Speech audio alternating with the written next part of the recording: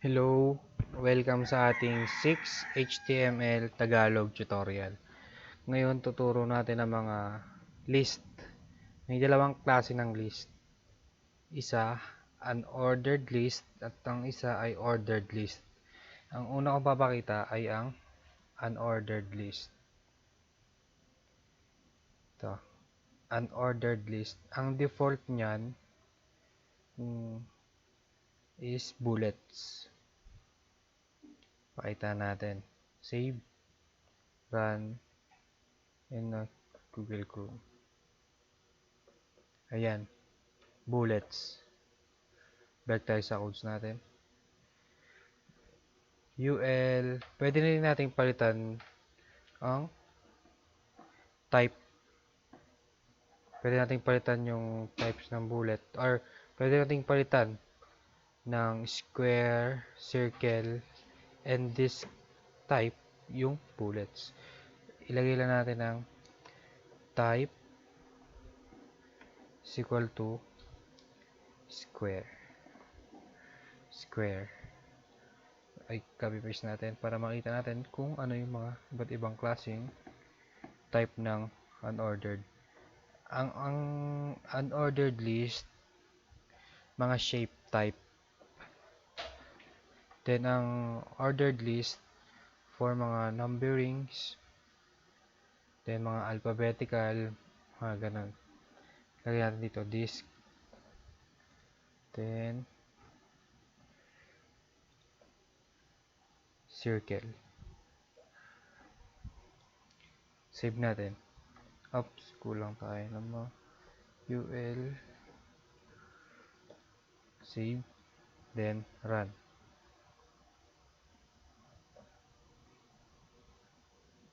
Yan, makikita natin kung ano yung mga pinagkakaiba. Dito ang square type ng UL. Circle, parang bullet din.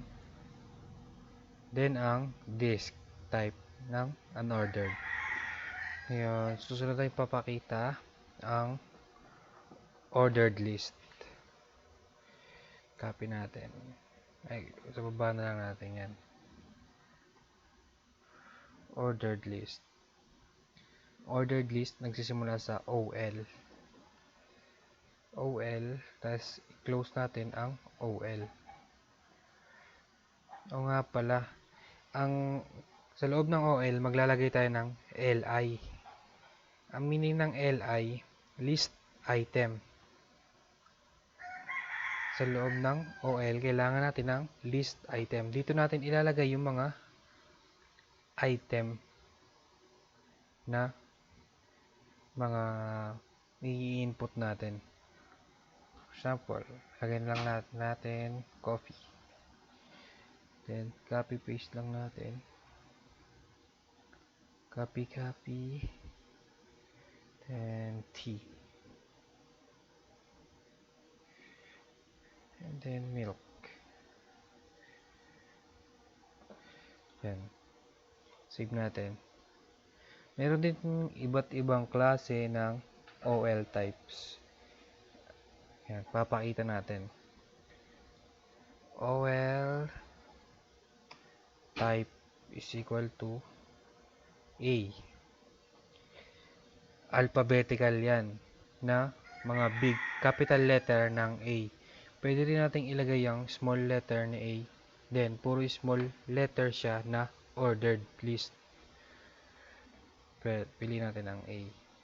Then, kapag gusto niyo naman ng Roman numerals, pwede rin. UL type is equal to I. Pag numbers, pwede rin. UL type is equal to 1. Then, save natin. Tingnan natin.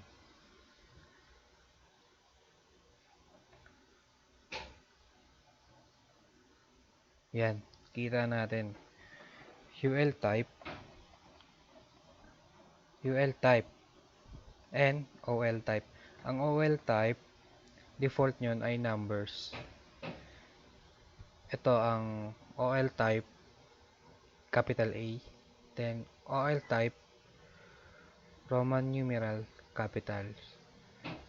Yun lamang po. Sana may natutunan kayo sa HTML list. Salamat.